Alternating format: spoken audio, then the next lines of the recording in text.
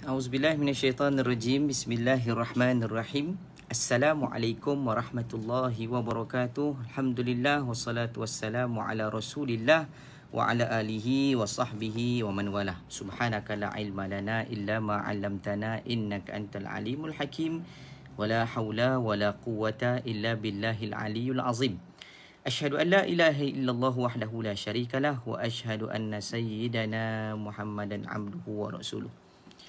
Wa qala Allahu azza wa jalla ba'da a'udzu billahi minasyaitonir rajim la in syakartum la azidannakum wa la in kafartum inna 'adzabi lasyadid. Sadaqallahul azim. Alhamdulillah, tuan-tuan puan-puan, muslimin muslimat yang dirahmati Allah sekalian, kita sama-sama panjatkan kesyukuran kehadrat Allah azza wa jalla di atas nikmat yang dikurniakan kepada kita saban masa, saban ketika. Walaupun didatangkan ujian bukanlah untuk menjauhkan kita, sebaliknya sama-sama untuk bermuhasabah apa perkara yang kurang, apa perkara yang lebih untuk dikongsi maupun dibantu dan ditampung segala kekurangan. Mudah-mudahan segala nikmat itu tidak menjauhkan kita daripada Allah, bahkan menjadikan kita manusia yang sentiasa bersyukur kepada-Nya. Muslimin muslimat rahimakumullah sekalian, alhamdulillah malam ini dapat sama-sama kita berjumpa dan bersua di alam maya. Terima kasih kepada tuan-tuan dan puan-puan penghuni atau kita sebut sebagai orang yang mengimarahkan surau Al-Quddus kita di Putrajaya. Begitu juga kepada rakan-rakan yang menonton kita pada malam ini. Mudah-mudahan setiap mata yang memandang, setiap telinga yang mendengar menjadi saksi bahawa pernah sama-sama kita berada di dalam majlis ilmu dan memungkinkan kita untuk beroleh syurga Allah dengan mudah. Muslimin muslimat rahimakumullah sekalian, malam ini insya-Allah sama-sama kita kongsi satu hadis Nabi SAW, dan juga saya nak bawa untuk sama-sama kita buat satu macam muhasabah bersama pada malam ini. Di mana jua anda berada, kan? Mula-mula kita kena banyakkan berzikir kepada Allah. Tanda hati kita tak mati ialah kita sentiasa berzikir kepada Allah. Sebab tu saya nak minta, kalau boleh kita masing-masing letakkan bahawa matlamat kita ni untuk kita bertemu dengan Allah. Kalaulah Allah ambil kita saat ini, berarti kita dah sentiasa mengingati Allah. Perjalanan kita dimudahkan dan perjalanan kita juga akan tidak dibebani dengan segala yang menjadi halangan kepada kita untuk mendapat syurga. Baik, tuan-tuan, puan-puan, sahabat-sahabat rahimakumullah sekalian, tadi ayat tadi saya bacakan sebagai satu peringatan kepada kita untuk menjadi orang yang bersyukur. Alhamdulillah. Kita ni nak jadi orang bersyukur mudah aja. Tengok apa yang ada di keliling kita, kita rasa bertuah dengan apa yang Allah anugerahkan, itu tandanya syukur. Mudahnya macam itulah kita dapat makan bismillah. Bismillah, sebut nama Allah tu pun tanda syukur. Sebab kerana dengan nama Allah, dengan Allah itu yang Maha Ar-Razzaq, yang Maha memberi rezeki, dia yang menyampaikan kepada kita tadi, Masya Allah tabarakallah, dapat makan. Walaupun pada saat ini bayangkan berapa ramai di kalangan kita yang tak dapat makan. Dan kita tak tahu juga berapa ramai yang tak tahu nak makan apa. Kita hari ni sampai tahap tak tahu nak makan apa.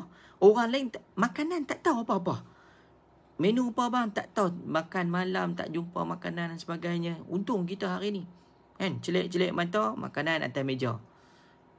Genyeh-genyeh mata, makanan tersedia. Tu kita macam duduk dalam sorga. Sebab tu kita kena bersyukur. Atas ujian ini Allah bagi lagi peluang kepada kita untuk bersyukur. Sebagai contoh bersyukur macam ni, kita duduk dalam majlis ilmu. Tuan-tuan bayangkan kalau kita dulu sebelum ni buat alasan sibuk, tak boleh main kuliah ustaz, tak ada balik pejabat, tak ada ustaz satu ahad bawa anak jalan-jalan, kan. Lah ni nak jalan mana? Duduk rumah. Takkan tak boleh tekan link daripada pihak surau kita, tap, masuk tengok, sebagai contoh. Sebagai contoh. Tapi takkan nak buat alasan, Allah ustaz terlupa pula. Tu mencari alasan. Tak apalah tuan-tuan dan puan-puan. Yang penting setiap kita yang mendengar, menonton, kita nak minta untuk sama-sama kita mendoakan kepada kawan-kawan kita yang lain agar diberikan kebaikan dalam kehidupan. Baik tuan-tuan dan puan-puan, sahabat-sahabat rahimakumullah sekalian, malam ini saya nak kongsikan dengan anda apa yang saya sebutkan tadi berkenaan dengan satu hadis Nabi SAW untuk kita lihat bagaimana saudara kita hari ini diuji, bagaimana diri kita hari ini untuk kita pelihara dan kita jaga dengan baik. Sebab bimbang tuan-tuan dan puan-puan, yang hari ini banyak sangat kalau kita lihat hari ini macam-macam isu. Yang paling membimbangkan kita ialah kita sendiri. Sebab bila diri kita sendiri dia terumbang-ambing, tidak berpijak kepada bumi yang nyata, tidak berada pada diri sendiri, dan akhirnya apa yang berlaku ialah kita lupa diri kita ni ke mana. Maka sebab tu tuan-tuan dan puan-puan, saya nak bawa satu hadis Nabi SAW sebagai peringatan kita bersama. Baik, hadis ini diriwayatkan oleh Anas bin Malik. Ya. Apa kata Nabi SAW, tuan-tuan dan puan-puan dirahmati Allah sekalian? Okey. Salasun munjiat, 3 perkara yang menyelamatkan. Kata Nabi SAW, salasun munjiat. Apa salasun munjiat ini?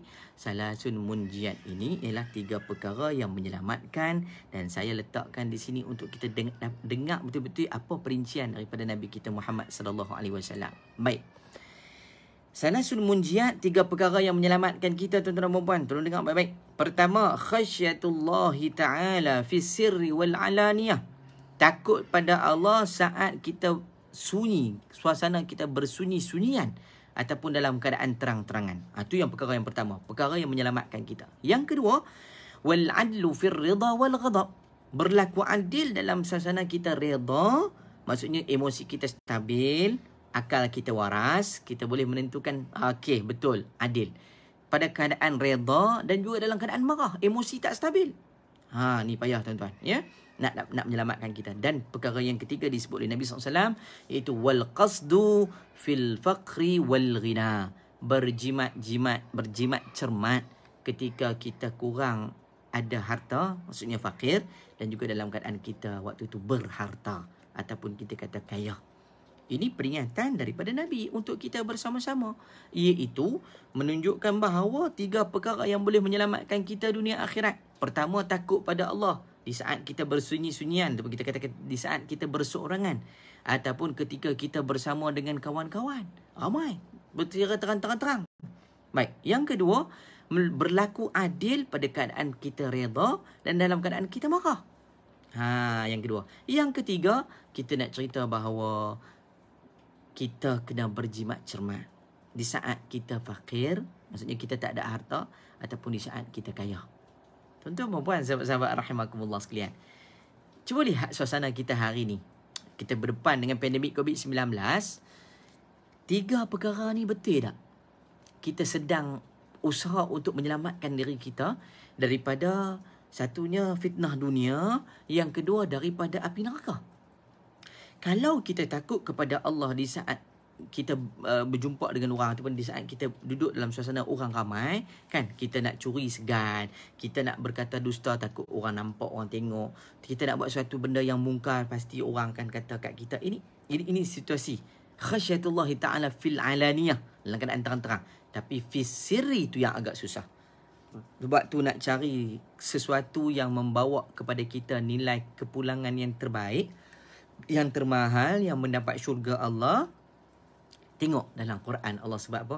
Wa idza tuliyat alaihim ayatuhu zadatuhum imana. Bila diperdengarkan ayat Allah, kan? Ayatuhu zadatuhum imana.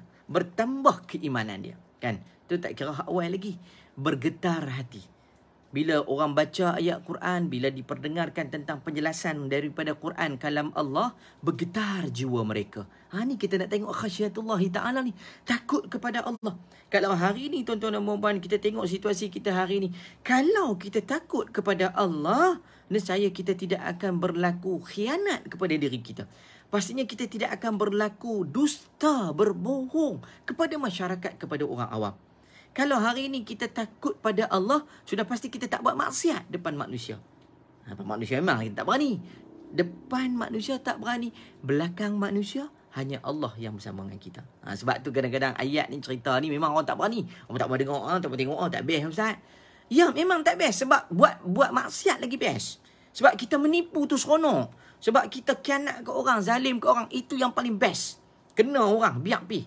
Kan? Tapi bila peringatan ini kata Nabi untuk menyelamatkan kita, siapa yang untung tuan-tuan? Kita. Siapa? Kenapa kita nak lari? Kenapa kita nak keluar? Sebab kita sendiri tidak bersedia untuk menjadi seorang hamba Allah yang takut kepada Allah secara hakiki dan maknawi. Itu yang pertama. Yang kedua, wal adlu fir ridha wal ghadab. Kita berlaku adil pada keadaan redha ataupun dalam keadaan kita marah. Tuan-tuan, puan-puan, sahabat-sahabat rahimakumullah sekalian, tengok kisah Sayyidina Ali karamallahu wajhah yang kehilangan baju besi. Baju besi dia hilang. Tiba-tiba dijumpai oleh seorang Yahudi. Sayyidina Ali kata, ni baju aku. Akhirnya dibawa kepada perbicaraan di mahkamah. Walaupun hakim itu tahu dia adalah seorang sahabat Nabi, dia adalah seorang khalifah, tapi untuk menentukan hukum dia pasti untuk mendengar keterangan dan keterangan, penjelasan dan penjelasan. Nampak tuan-tuan? Nak meletakkan al-adlu itu, keadilan itu. Adil apa? Meletakkan sesuatu kena pada tempat dia. Sebagai contoh hari ni tuan-tuan dan puan-puan, cuba tengok berapa ramai di kalangan kita duk cerita benda yang kadang-kadang tu tak berapa tepat pada masa, tak berapa cantik pada situasi. Akhirnya timbul fitnah, akhirnya timbul perbalahan, akhirnya bergaduh sama kita, bermasam muka, tak bertegur siapa. Putus silaturahim. Tuan-tuan ingat, kata Nabi SAW, la yadkhulul jannah qati'ur rahmi. Tidak akan masuk syurga bagi orang yang putus hubungan silaturahim. Cuba tengok hari ni tuan-tuan dan puan-puan. Kita bukan ahli politik. Dek kerana dengan politik kita bergaduh. Dek kerana dengan politik kita bermasam muka. Dek kerana dengan politik kita sanggup gadaikan apa saja. Cuba ambil satu peringatan. Nabi dah letakkan dalam hidup ini, panduannya ialah Al-Quran. Kan? Dan Allah sebut dah. Kan? Bila kita ni ada fa in tanaza'tum fi syai'in farudduhu ila Allahi wa Rasul. Kalau kita ada masalah sekalipun dalam hidup, rujuk balik pada kitab Allah dan juga sunnah Nabi SAW. Sudah pasti kita akan jumpa jalan penyelesaian. Nida, sebab nak menyelamatkan sesuatu perkara yang menjadi kepentingan kita dan kepentingan peribadi, mungkin akhirnya apa yang berlaku, kita yang menjadi mangsa. Sebab tu nama hijrah yang kita baru je sebut. Dan kita duduk pada tahun baru ni, baru hari yang ke-5, ke-6 ni. Tuan-tuan perempuan, sahabat-sahabat rahimakumullah sekalian, tolonglah kita ambil satu iktibar. Janganlah kita mencatatkan balik kerosakan, keburukan, benda yang boleh mendatangkan kecacatan dalam buku amal kita yang tahun baru ni. Sebab tu kita kena clear balik. Kalau sebelum ni kita bermasam muka, tolong kali ni kita clear balik. Tuan-tuan, dah masuk dalam kubur, tak boleh nak menyesal apa dah. Menyesal pun tak guna. Sebab tu sekarang ni kita tengok, tiap-tiap hari ada berlaku kes kematian dan kematian. Tuan-tuan tak sedap ke lagi? Bila sebut tentang peringatan ni, berapa ramai yang sanggup dengar? Kan? Sebab itulah kata Allah tentang peringatan ini. وَذَكِّرْ فَإِنَّ الذِّكْرَ تَنْفَعُ الْمُؤْمِنِينَ. Berilah peringatan. Sesungguhnya peringatan itu memberikan manfaat kepada orang yang beriman. Orang yang imannya tipis, iman yang Allahu Akbar. Kan? Kita bukan nak kata iman kita banyak, tidak. Berarti orang yang tak nak dengar, dia dengar apa? Dengar pula ceramah-ceramah ni, baik tengok filem lah. Tengok drama lagi best, kan? Tengok isu-isu kontroversi. Itu contohnya. Wal'ayazubillah min zalik. Sebab kita mencari satu benda yang boleh merosakkan kepada perhubungan dan juga perpaduan kita sama. Baik, tuan-tuan puan, sahabat-sahabat yang dirahmati Allah sekalian. Dan terakhir pada tiga perkara yang boleh menyelamatkan ini, kata Nabi, itu wal qasdu fil faqri wal ghina. Iaitu kita berjimat cermat ketika kita tak ada duit, ataupun kita kadang miskin, fakir, ataupun dalam keadaan kita berharta. Cuba tengok tuan-tuan. Sebelum pandemik COVID-19 ni, ada tak kita mengeluh, Allah, sial aku orang ni jatuh? Tak ada. Kan? Sikit-sikit, piknik. Pergi mana? Australia. Kan? Sikit-sikit bawa family. Pergi mana? Pergi Francisco. Lebih kurang lah. Lebih kurang macam tu. Nak pergi keluar negara dan sebagainya. Tak apalah. Ada duit pergi. Itu hak kita. Ya, saya tak petikai kan. Cumanya, bila dalam keadaan pandemik COVID-19, bisnes tak boleh bergerak, kedai terpaksa tutup, dan sebagainya, macam-macam halangan. Bayangkan masa kita senang dulu, pernah tak kita fikir nak tolong orang? Hari ni bila kita jatuh, kita bayangkan kita mongut, orang ni tak tolong aku, orang ni tak tengok aku perlu macam ni. Nampak tak? Allah bagi hikmah untuk kita buka sekejap. Betapa Allah itu maha adil. Dia tidak membebankan kita, tapi untuk menguji kita dan memastikan bahawa kita benar-benar menjadi hamba yang patuh kepada perintah Allah. Ni wal qasdu fil fil faqri wal ghina. Kita kena berjimat cermat ketika kita miskin ataupun ketika kita berharta. Hari ini bila dah kita ada harta, peranan kita ialah kita nak cuba menjadi orang Muslim yang kamil, yang sempurna. Kita kena berjimat cermat. Kita kena pandai mengadun, menyusun, mengatur strategi, merancang proses penggunaan kewangan dan juga kita nak menyalurkan sumbangan kita tu bagaimana. Tuan-tuan, puan, sahabat-sahabat rahimakumullah. Saya duduk tengok dekat kita punya Facebook, sumbangan tuan-puan boleh disalurkan ke bank Islam dan sebagainya. Tuan-tuan, nampak je ada peluang, masuk. Berapa ringgit orang tak kira. Yang penting masuk. Saya suka menyatakan begini. Duit RM10 ada dalam poket kita. Betul tuan-tuan? Contoh. Duit RM10 ada dalam poket kita. Jangan ingat RM10 ni akan kekal jadi milik kita sampai esok. Malam ni, tiba-tiba, contohlah kan, RM10 ni kita basuh-basuh, bubuh dalam mesin basuh. Dia punya putaran mesin tu kuat sangat. Pecah, berkecai. Contoh. Dah habis dah duit kita. Nampak tuan-tuan? Pun kita tak tahu juga kadang-kadang bila ada RM10 ni, tiba-tiba bini kata, bang, ni gula garam tak ada malam ni. Nak pergi cari tak? Nak masak, nak buat gulai? Pergi cari pula gulai. Yang sedang RM10 tadi, kita duk ingat kita nak infak. Daripada RM10, lah kali turun jadi RM7 mungkin. Mungkin jadi RM3 mungkin. Nampak tuan-tuan? Sebab tu bila ada peluang, tolong terus buat. Jangan tunggu lagi. Ni orang kita, bukan orang kita lah. Saya. Selalu kadang-kadang kita fikir, dan lagi lah esok. Ya, sebab hari ni bila sebut tentang kematian, cuba tengok kiri kanan dan depan belakang kita. Berapa ramai jiran kita. Ni bukan untuk nak menakut-nakutkan, tidak. Bukan kerana dengan pandemik COVID-19 saja. Tapi sebelum pandemik COVID-19 pun ada kematian. Cuma tidak sebanyak ini. Sebab dia ada satu kesan besar kepada diri kita. Sebab tu saya nak sebut, kita kena bersiap siaga. Bila disebut tentang 3 perkara yang menyelamatkan ini, tuan-tuan buat satu muhasabah. Buat diri kita, buat ahli keluarga dan semua yang berada di sekeliling kita ni. Baik, yang kedua tuan-tuan dan puan, kata Nabi, وَثَلَاثٌ مُهْلِكَاتٌ, 3 perkara yang membinasakan kita. Tadi 3 perkara yang menyelamatkan. Ni 3 perkara yang membinasakan kita pula. Apa dia? Yang pertama iaitu hawa muttaba'un. Hawa yang diikuti. Hawa nafsu. Kan kalau dululah kita kan, saya duduk sama tuan-tuan lah, kita duduk Putrajaya tambah duduk Al-Quddus sebelah alam anda. Kan, alam anda, bukan alam kami, alam anda. Tiap-tiap hari, tengok saya KFC. Kenny Rogers, Secret Recipe. Apa lagi tu, tak kira nasi Arab lagi. Kan? Punya macam-macam yang kita nak. Ya, tak apa.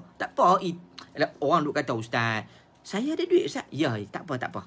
Selagi boleh guna untuk kepuasan kita juga. Cuma disebut tentang hawa muttaba'un ini ialah hawa nafsu yang diikuti. Benda yang tak menjadi kewajipan kita guna juga. Kita pakai belasah dan sebagainya. Akhirnya kita ikut hawa nafsu yang tidak terarah. Bila nampak saja hikmah pandemik COVID-19, cuba tengok. Yang sebelum ni kan, belum masing-masing tak tunjuk kepakaran memasak. Hari ni saya tengok kan, dia punya fanpage lah, Facebook suami masak apa hari ni, masak apa tak jadi, macam-macam. Nampak tak tuan-tuan hikmah dia? Yang lelaki tak pernah turun ke dapur, turun dapur. Orang perempuan yang rajin di dapur akhirnya tak turun ke dapur sebab lelaki dah turun ke dapur. Nampak? Ni benda dia. Bila kita tak ikut hawa nafsu ni, sebab kita ada hikmah lain. Rajinnya pergi masjid, rajinnya basuh baju, rajinnya masak di dapur dan sebagainya. Itu contoh. Ni hawa muttaba'un. Setidak-tidaknya bila ada sekatan SJR, bila ada sekatan daerah, kita tak bebas macam dulu. Untuk apa tuan-tuan dan puan? Nampak tak ni benda ni semua hikmah. Jangan pandang benda ni negatif. Bila pandang negatif, dia main. Sakit kepala. Haru biru. Macam ni. Dia jadi macam semua tak betul. So apa yang masalah? Kita yang masalah.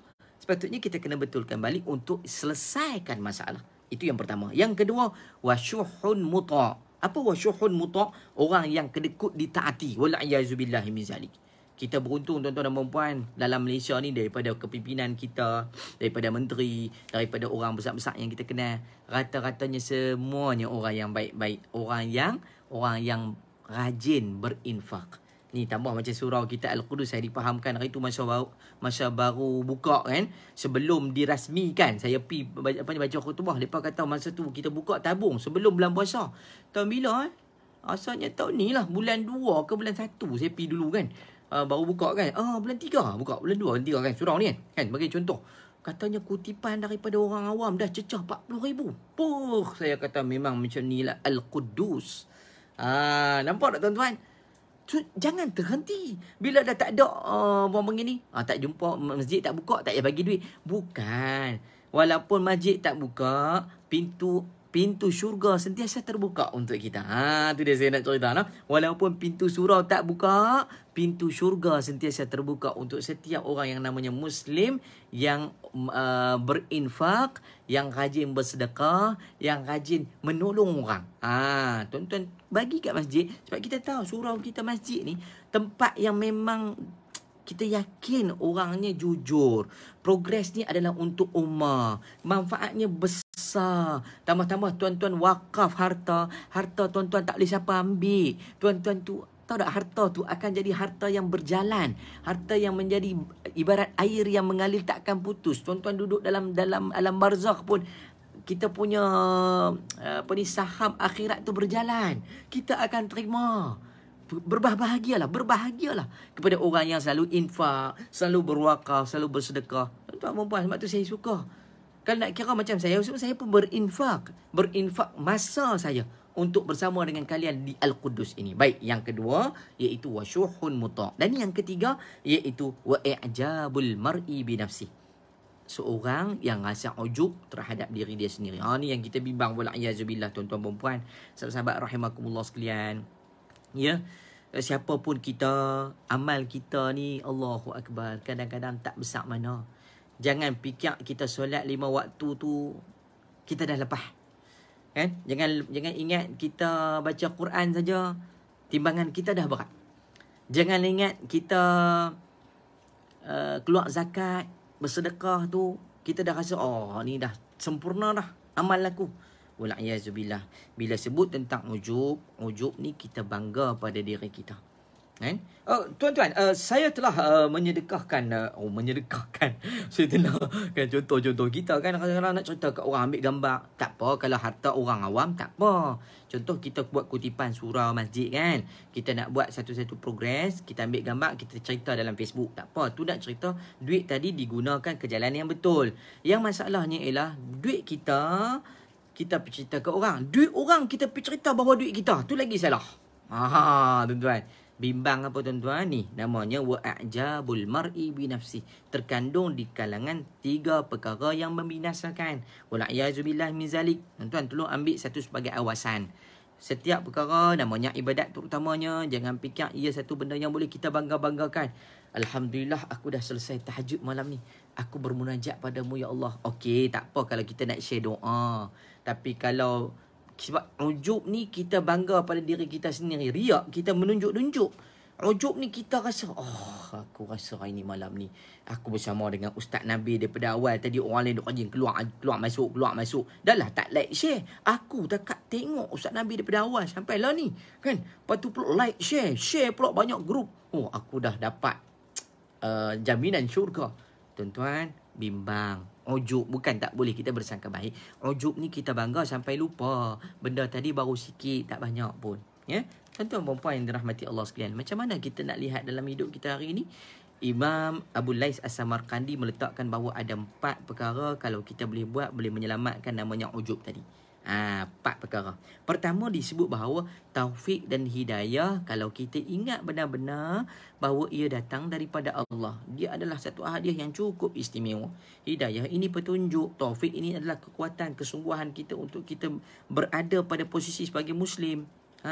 Kalau Allah cabut nilai taufik dan hidayah itu, mana mungkin kita akan kekal seumpama ini? Bayangkan ya, bayangkan.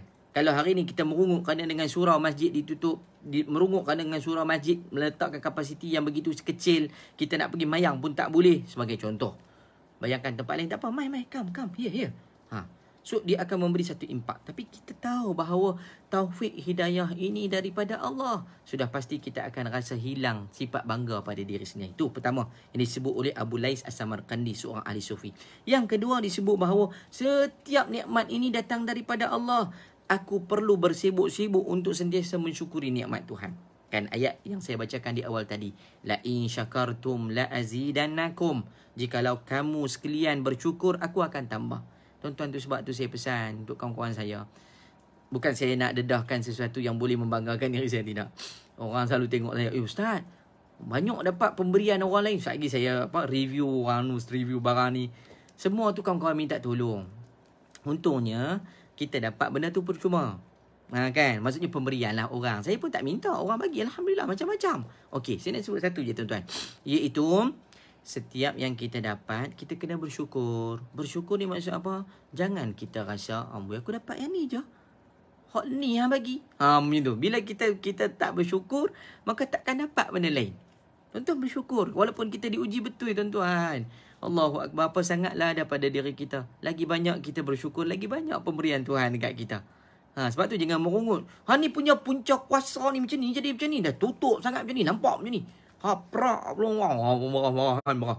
So apa yang berlaku? Kita sebenarnya yang telah membinasakan diri kita. Sebab tu nak rasa rendah diri, bersyukurlah dengan nikmat Tuhan. Kata Abu Lai As-Samarkandi yang kedua, untuk melenturkan jiwa kita daripada sifat ujub, kena banyak bersyukur atas nikmat-nikmat yang dikurniakan. Yang ketiga, iaitu takut amal yang kita buat hari ni tak diterima langsung. Kalau terima sikit tak apa, tak terima langsung. Wal'ayazubillah min zalik. Tu kita bimbang tuan-tuan. Hak solat tu antara perkara ibadat wajib bagi kita. Kalau lah perkara tu Allah tak terima, apa syarat kita nak masuk syurga kalau semayang pun Allah tak terima? Mana nak tahu? Sebab bimbang. Ada orang tanya saya. Sebabnya dia ada satu kepercayaan lain, iaitu contoh saya cerita pada tuan-tuan ni, kisah betul inilah kawan-kawan minta tanya. Saya bagi tahu begini. Dia bukan tak percaya ke Allah, bukan dia tak beribadat pada Allah, bukan dia tak minta pada Allah, dia tak berdoa pada Allah, dia buat. Tetapi bagi dia ada satu kepercayaan lain, iaitu dia ada satu tangkal. Benda yang diminta kepada seseorang yang disebut sebagai bomoh ke, pawang ke, dengan tangkal tadi boleh mendatangkan rezeki kepada dia. Tuan-tuan, itu namanya syirik. Ni saya tak nak sebut syirik tu, saya nak sebut ni. Bimbang amal itu ditolak kerana dengan benda macam tadi. Saya nak pesan untuk diri saya dan diri tuan-tuan dan puan-puan, tolong berawas dalam hidup kita. Takut dalam keadaan kita ibadat, kita berlaku syirik. Sebab tu amal kita langsung tidak diterima. Walaupun kita tunduk, sujud rapat, tunduk lama, dai hitam dan sebagainya. Bukan nak katakan orang dai hitam dah. Maksudnya dia punya ibadat banyak, lebih banyak pada kita lah. Tapi oleh kerana dengan ada kepercayaan lain, wal'ayazubillah, amal ditolak. Sebab tu kena ingat, takut bimbang amal kita ni tak diterima. Dan yang ketiga, yang keempat, terakhir, selalulah ingat bahawa dosa-dosa yang kita buat ni bimbang Allah tak ampun. Barulah kita rasa Allah, malunya aku. Walaupun aku contohlah macam saya kan, orang kata ustaz pandai ceramah, ustaz cakap pandai, ustaz suara sedap, ustaz macam-macam orang kata. Kita kadang-kadang fikir balik, orang yang cakap kat aku tu mungkin dia lebih baik daripada aku. Aku ni takat dengar aku sampai ceramah je. Dia mendengar ceramah kita, dia ambil intipati, salin pula kan. Lepas tu siap buat bunga-bunga, buat apa semua tu. Kongsi pula dengan kawan. Lakukan amal pula dalam hidup dia. Masya Allah, tabarakallah. Lagi baik bandingan saya. Sebab tu kita kena ingat, bimbang-bimbang dosa yang kita buat, Allah tak ampun. Wala'ayazubillah. Maka sebab itulah Abu Lai As-Samarkandi pesan pada kita. Tuan-tuan, dalam muka bumi ni dah banyak dah cerita-cerita berkenaan manusia yang akhirnya kufur kepada Allah. Sebab tak bersyukur, rasa ujub, rasa bangga diri. Akhirnya Allah buang dia dalam hidup dia. Salah seorang ni tuan-tuan dan perempuan, namanya Qarun. Penasihat kepada Fir'aun. Kerana kebijaksanaan yang Allah anugerahkan kepada dia, dia lupa diri. Dan kalau tuan-tuan buka balik sejarah Qarun ni, dia ada harta yang menimbun, yang terlalu banyak. Kalau Fir'aun ni raja, dia rasa diri dia Tuhan. Ni lagi rapla jingga ni kan orang. Qarun pula, dia rasa semua kekayaan yang dimiliki ni hasil daripada kebijaksanaan dia. Dirakamkan dalam surah Al-Qasas ayat 78. Apa kata dia? Qala innama utituhu ala ilmin indi. Ila akhiril ayat. Qarun jawab, sesungguhnya aku mendapat kekayaan ini adalah kerana kepandaianku semata-mata. Tuan-tuan, perempuan dirahmati Allah sekalian. Ini kita rasa satu muhasabah untuk kita. Untuk sama-sama kita ambil pengajaran. Bimbang-bimbang. Cakap banyak tak guna tuan-tuan. Kalau kita sendiri pun terpesong daripada amal kehidupan kita seharian. Dan terakhir tuan-tuan dan puan-puan, saya nak bawa satu kisah untuk saya kongsikan kita bersama. Tentang Nabi Allah Dawud alaihi salam. Nabi Allah Dawud alaihi salam di antara utusan Allah. Dan cantiknya tuan-tuan, kalau tuan-tuan buka balik sejarah, Nabi Allah Dawud ni seorang pemerintah, seorang yang alim, seorang abid, Masya Allah tabarakallah. Dan dia adalah ayah kepada Nabi Allah Sulaiman. Dan Nabi Allah Dawud sendiri, Allah bagi kelebihan, iaitu dia boleh mendengar dan memahami percakapan ataupun perbualan makhluk lain, termasuklah haiwan. Satu hari Nabi Allah Dawud keluar dekat tepi pantai. Kalau kita sebut pesisir pantai. Dia pun dah lama beribadat, kan macam saya sebut tadi. Dia pun angkat tangan berdoa pada Allah, ya Allah, kalau boleh aku sebut dah hampir bengkok tulang punggungku. Nak dikira dengan lemah dah mataku ni, sebab banyak sangat dah aku beribadat. Kering dah air mata. Aku bermunajat kepadamu, tapi aku tak tahu macam mana nasib aku lepas ni. Tu dia punya cerita tentang kisah luahan hati Nabi Allah Daud kepada Allah Azza wa Jalla. Ya. Tiba-tiba di saat itu dia pun duk merintih kepada Allah ni. Allah datangkan kepada Nabi Allah Daud seekor binatang yang duduk sebelah Nabi Allah Daud, iaitu katak. Kita panggil frog.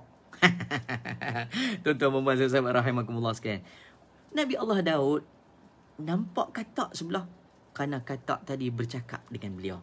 Katak kata apa? Wahai Nabi Allah Daud, kenapa kamu nak mengungkit kepada Allah yang Allah banyak bagi rezeki dekat kamu? Kamu adalah seorang yang alim, seorang yang abid, seorang yang patuh pada perintah Allah. Demi Allah, Allah mengutuskanmu menjadi Nabi. Sedang aku ni duduk dalam hutan dah lebih 30-50 tahun.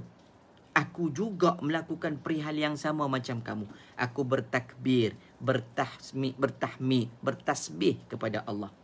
Nampak tuan-tuan? Makhluk ni nama. Dia kata apa? Sedang dalam masa yang sama aku duk banyak takbir, tahmid, tasbih kepada Allah. Hati aku tetap gemetar dan takut, memandangkan bagaimana saat dan ketika untuk bertemu dengan Allah. Bayangkan, binatang pun rasa takut. Menjadi satu peringatan kepada seorang manusia yang namanya Dawud alaihi salam ini. Akhirnya dia rasa bersalah sebab dia banyak kata apa, macam merungut, macam tu. Kita pun tuan-tuan dan puan-puan, kalau Nabi Allah Dawud yang lebih baik ibadat dia, lebih bagus kealimannya, kedudukannya lebih tinggi daripada kita, merungut kepada Allah sebab dia macam manusia, cuma bila datangkan peringatan melalui seekor katak, bayangkan rasa insaf dalam diri. Kita dah didatangkan keinsafan itu dengan berita kematian yang banyak. Ambillah pengajaran dalam hidup ini bahawa mungkin esok, mungkin lusa waktu kita pula untuk bertemu Yang Maha Esa. Jadi tuan-tuan, puan-puan, sahabat-sahabat rahimakumullah sekalian, kita ambil balik intipati daripada 3 hadis yang saya bacakan tadi. 3 perkara yang menyelamatkan dan 3 perkara yang boleh mendatangkan kebinasaan. Mudah-mudahan kita dapat menyelamatkan diri kita, menyelamat ahli keluarga dan menyelamat jiran tetangga, kawan-kawan yang kita kasihi daripada terjerumus ke dalam kebinasaan, sama ada dalam keadaan kehidupan yang semakin hina ini dia kerana kita banyak merungut. Beramal tidak, merungut banyak, bersyukur apatah lagi. Wal'ayazubillah. Sebab tu kita nak minta diri kita menjadi orang yang dapat diselamatkan di dunia, dapat selamat di akhirat, insya-Allah. Jadi tuan-tuan dan puan-puan, lepas ni tolong kongsi, tolong sampaikan kepada kawan-kawan kita, sebab berita ini adalah berita yang benar. Kalau tak betul, mungkin percakapan saya, mungkin ada pertuturan saya yang tak kena tempat dia, kita betulkan balik. Tu cerita dia. Menariknya ialah Islam ini mudah, cuma jangan pandang mudah dan jangan ambil mudah. Untuk kita nak beramal dalam hidup. Tuan-tuan dan puan dirahmati Allah sekalian, ingat, nak masuk syurga mudah, tapi jangan pandang mudah untuk perjalanan mendapatkan syurga. Jadi tuan-tuan dan puan, rebutlah sesuatu daripada peringatan demi peringatan disampaikan oleh para asatizah kita. Mudah-mudahan semua yang disampaikan itu adalah perkara yang baik-baik dan boleh memberikan jaminan untuk kita mendapat syurga Allah Azza wa Jalla, insya-Allah. Terima kasih tuan-tuan dan puan atas kesediaan mendengar sedikit tazkirah dan peringatan ringkas daripada saya pada malam ini. Saya mohon maaf atas segala kesilapan, kekurangan yang sedia ada. Doakan untuk saya doakan juga untuk tuan-tuan dan puan agar diberikan kesihatan, diberikan keselamatan, dijauhkan daripada mara bahaya dalam kehidupan dan dikeluarkan daripada sebarang kesulitan. InsyaAllah, dan mudah-mudahan apa yang kita impikan, kita akan beroleh syurga idaman. InsyaAllah. Jumpa lagi tuan-tuan dan puan.